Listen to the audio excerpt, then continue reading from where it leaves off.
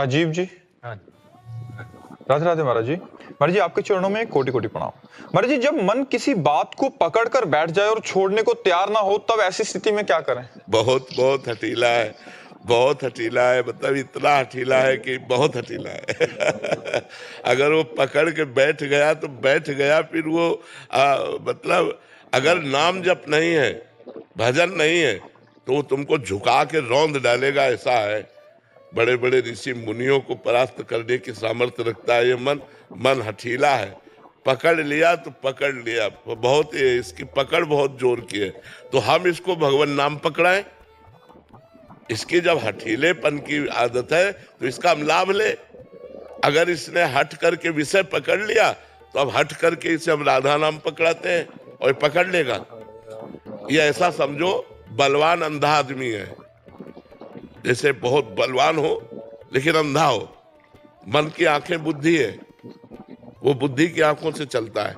जैसा बुद्धि निर्णय करती है वैसे बिना बुद्धि के निर्णय के मन एक कदम नहीं चलता है। मन पेश करता है बुद्धि के सामने कि ये बहुत सुगंधित वस्तु है, इसको सुगंध लिया जाए। अगर बुद्धि ने कह दिया हाँ, तो बस फिर आप नहीं रोक सकते, क्योंकि वो केवल बुद्धि की बात मानता है।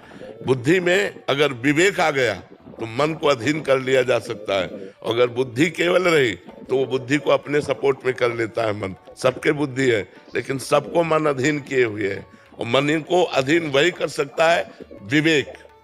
बिन सत्संग विवेक न होई, राम कृपा बिन सुलभ न सोई। भगवान की कृपा से सत्संग मिलता है और सत्संग से विवेक जागृत होता है, और विवेक से हम मन को अपने अधीन कर सकते हैं। तो खूब नाम जप कीजिए। साधन को हरि भजन है, कै सत्संग सहाय। मन तो चंचल सबनते, या को कौन उपाय। बोले साधन को हरि भजन है, कै सत्संग सहाय। मुख्य साधना तो नाम जप है। खूब भगवान नाम स्मरण करो, और सहायक साधना सत्संग है। अगर हमें सत्संग मिलता रहा संतों का और भगवान नाम जब चलता रहा तो हठीले मन को हम भगवान में लगा सकते हैं। और ये जब भगवान की तरफ लग जाता है तो इसका स्वभाव है, जो पकड़ लेता है छोड़ता नहीं, तो बस पकड़ लिया। अब जैसे हम लोगों ने इसको पकड़ाया, हम आपसे बात कर रहे हैं, लेकिन जो हमारा चलने वाला है ना वो चल रहा है। जैसे आप हमारी बात सुन रहे हो लेकिन कुछ चल रहा है अंदर, ऐसे हमारे वो चल रहा है जो चलाना चाहिए। ये बहुत लाभदायक है बलिहारी मन की, जो पकड़ ले भगवान नाम, पकड़ ले भगवत चिंतन, तो फिर ये छोड़ता नहीं है, बस पकड़ाना होता है। जैसे आप देखो, आप बिल्कुल भजन नहीं करते थे और आप 10 मिनट करने लगो और ये 10 मिनट पकड़ ले, तो उस 10 मिनट में अगर कोई आदमी आकर आपसे बात करे तो आपको बहुत बुरा लगेगा। मतलब उसने पकड़ लिया, राजी हो गया 10 मिनट। अगर हम धीरे धीरे उसे 24 घंटा राजी कर ले तो बहुत प्रवीण है मन। वो बात करते, चलते फिरते, उठते बैठते, खाते पीते, काम करते, हर समय भगवत चिंतन बना रहता है। और जिसका हर समय भगवत चिंतन बना रहता है वो मुक्त पुरुष हो जाता है। यश स्मरण मात्रेण जन्म संसार बंधनात् विमुच्यते नमस्तस्मै विष्णुवे प्रभु विष्णुवे। जिनका स्मरण मात्र जन्म संसार के चक्र का नाश कर देता है। अहो बच्चो पछतो गरियान यज्जिभ्याग्ये वर्तते नाम तुभ्यम। तुभ्यम नाम, आपका नाम जिसकी जिह्वा पे है वो चांडाल भी सर्वश्रेष्ठ हो जाता है। कुत्ते का मांस खाने वाले को चांडाल कहते हैं, वो चांडाल भी सर्वश्रेष्ठ हो जाता है जिसकी जिह्वा के अग्रभाग पर आपका नाम हो। तो नाम जप के देखो, नाम भगवान को अधीन कर लेता, फिर मन की क्या बात है। जितना नाम जप करोगे उतना ही मन पर शासन कर पाओगे।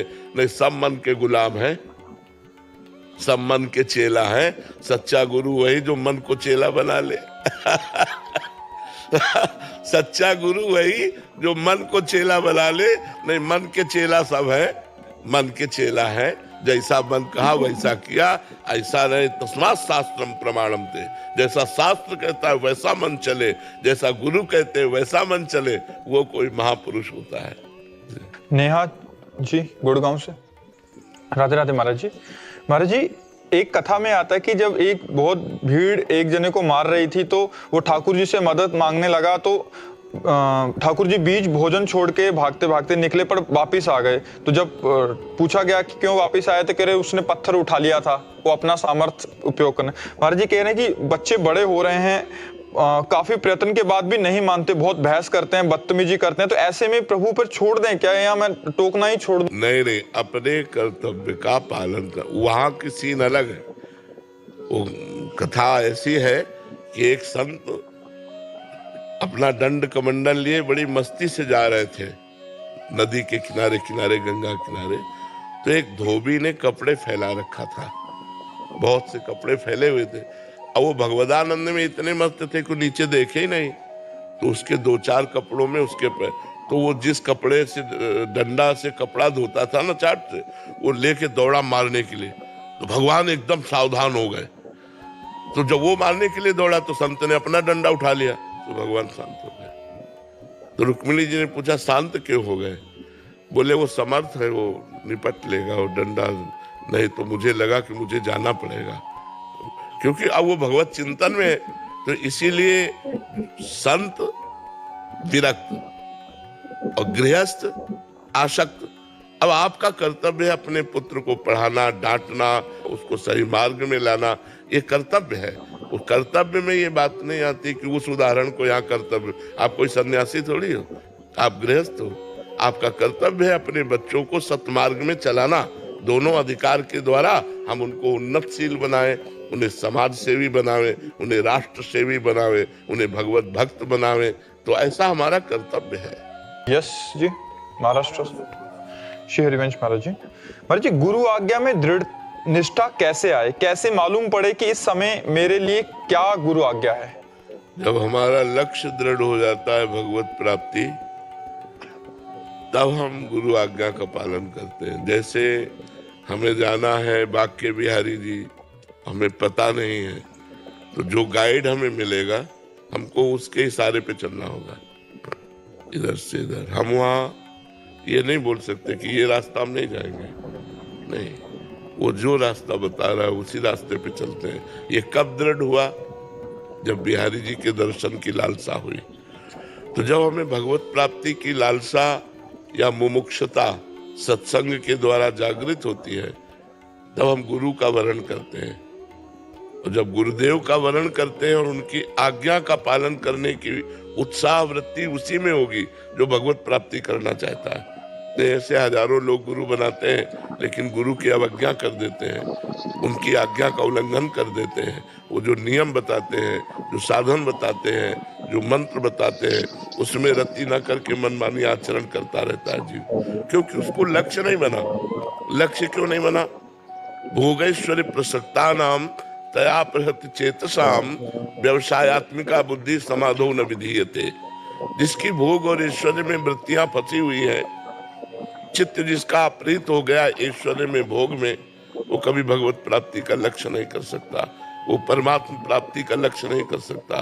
तो जो साधक सत्संग के द्वारा असत आचरणों का त्याग करके सत आचरण पे चलता है और गुरुदेव की आज्ञा का पालन करता है, वो भगवत प्राप्ति करता है। इसलिए भगवत प्राप्ति लक्ष्य वाला साधक अपने गुरुदेव की प्रत्येक आज्ञा का पालन करता है। और जब गुरुदेव की आज्ञा का पालन करता है तो उसे भगवत तत्व का अनुभव होने लगता है।